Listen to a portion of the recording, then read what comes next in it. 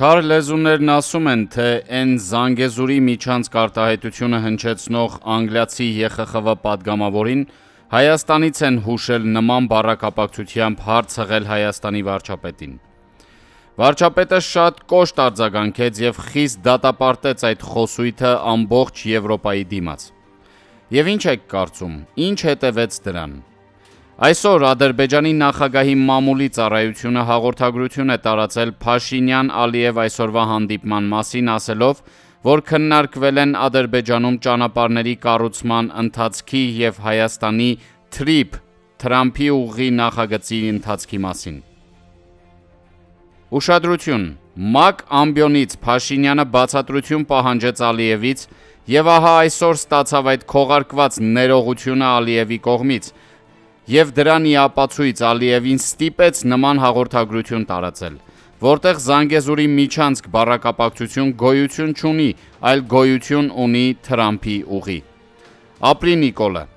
Հերթով կարգով, առանց շտապելու լուծում է Հայաստանի առաջ ծառացած խնդիրները, իսկ այն մարդկանց, որոնք ԵԽԽՎ պատգամավորին նման հարց տալու խնդրանքով են դիմել, թող ժողովուրդը իր ասելիքը ասի։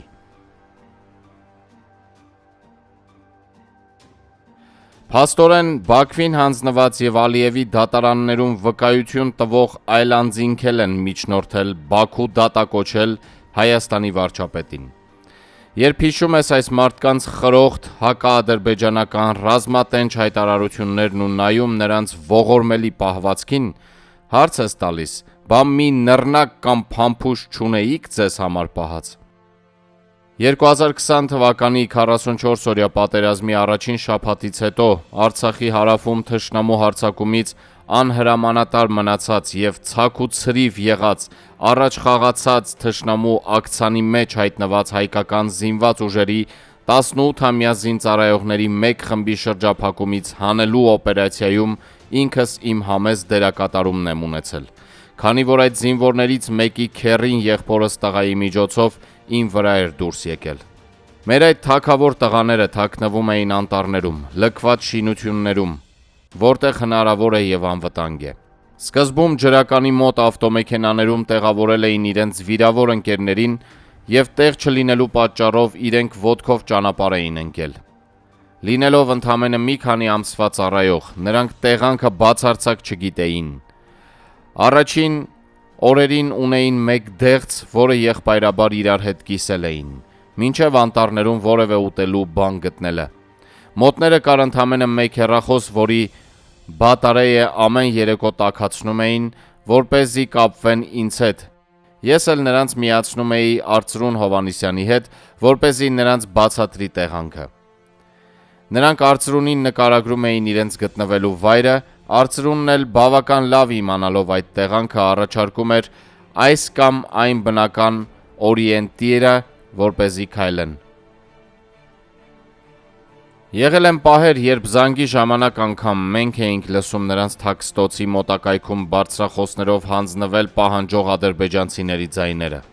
Մեր տղաները գիշերները քայլում էին, ցերեկները թաքնվում։ Ճանապարհին նրանք հանդիպեցին բախտակից այլ տղաների և մի փոքր Արցախի հետախուզության տղաները կարողացան նրանց հանել շրջափակումից։ Այս պատմությունը մինչև կյանքիս վերջը չեմ մոռանա, որովհետև այն ոչ պակաս դրամատիկ շարունակություն էլ ունեցավ, երբ տղաներին կրկին վերաբաշխեցին տարբեր ստորաբաժանումների վրա։ Հետո իմացա, որ նրանց մի մասը այդպես էլ չվերադարձավ պատերազմից, հերոսացավ այլ մարտերում։ Ու բացի մինչև հոգուս խորքը ցնցած այս ամենից, շատ է տպավորվել նաև մի դրվագ, որը ինձ պատմեց տղայի քեռին։ Հայրը կապվել է որդու հետ և զրույցում հարցրել. «Տղես, գիտես չէ, թե ինչ ես անելու»։ Զինվոր որդին պատասխանել էր. «Հա պապ, գիտեմ, մի հատ ինձ համար եմ պահել»։ Սա ասել է 18 տարեկան մի քանի ամիս ծառայած, պատերազմի դաշտից ստահակի նման իր զինվորին թողած և ճողոպրած վերջին հրամանատարության կողմից լքված, իրենց նվիրված դասակի հրամանատարի կորստից խոցված զինվորը, որը երբեք Բաքվում թեյ խմելու հայտարարություն չի արել, բայց պատրաստ էր թշնամու ձեռքը չընկնել։ Հա, իզուր չհիշեցի, ազգին առաջնորդելու պատմուճան հագած տղերքը, Բաքվի դատարանում միջնորդում են Հայաստանից բարձր վկա դատակոչել,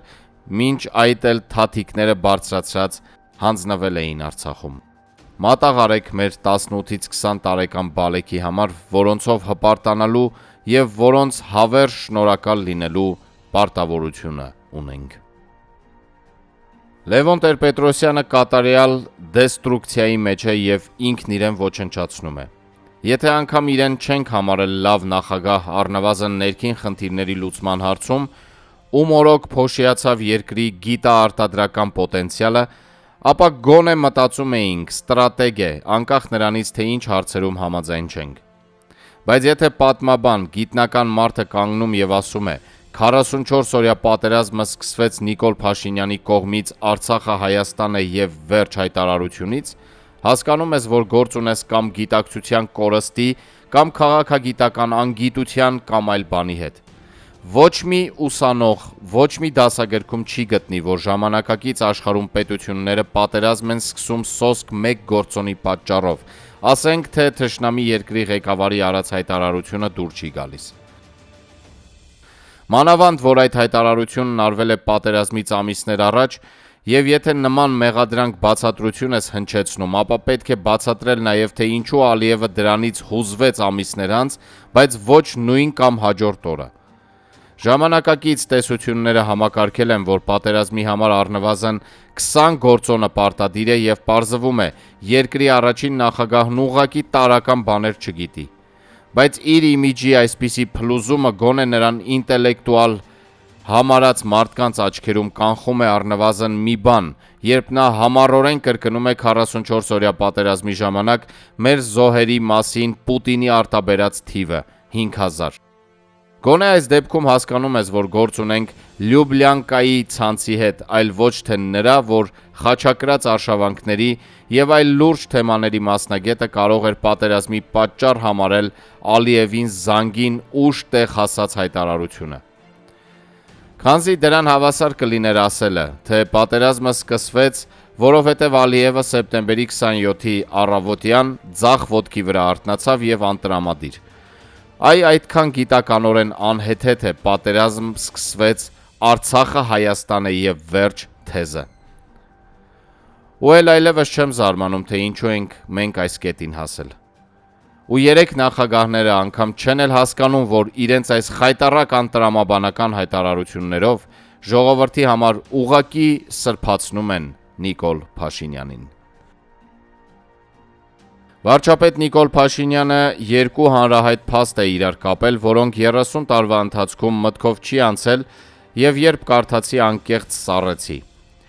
Եթե երեք նախագահները հաղթածներ էին, ինչու է ժողովուրդը ընտրությունների ժամանակ դեմ քվեարկել հաղթած նախագահներին կամ որ նույնն է հաղթանակին։ Իսկապես քաղաքագիտական ֆենոմեն է։ Ու չասեք ներքին խնդիրների պատճառով կամ ներքին քաղաքականությունը վատ էին վարում, այս թեզը հերքվում է։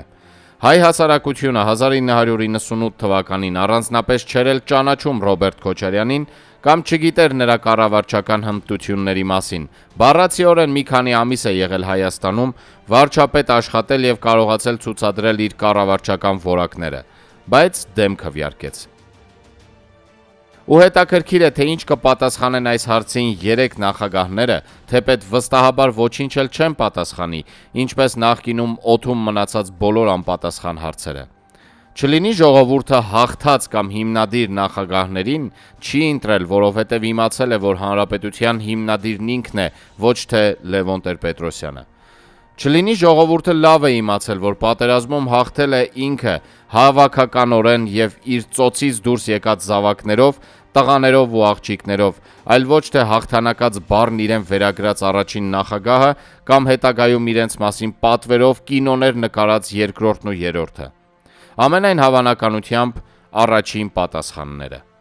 Այլապես ստացվում է, որ չարքաշ Քրիստոսի տառապանքները տեսած ժողովուրդը Նիկոլ Փաշինյանի նման միշտ ազգակործան պատուհաս, աղետաբեր կամ կապիտուլյանտ է եղել, միշտ պատրաստ մսխելու հաղթանակը, հաղթանակն ատող ու վատնող, հողատու եւ դավաճան, Արցախն ատող եւ իրենք ընտրությունները կեղծելով փրկել են հաղթանակը։ Ուղղակի սնափառության եւ սնանկության մի տոնավաճառ է, պարոն Այք։ Facebook-յան իր էջում գրում է քաղաքագետ Ստյոպա Սաֆարյանը։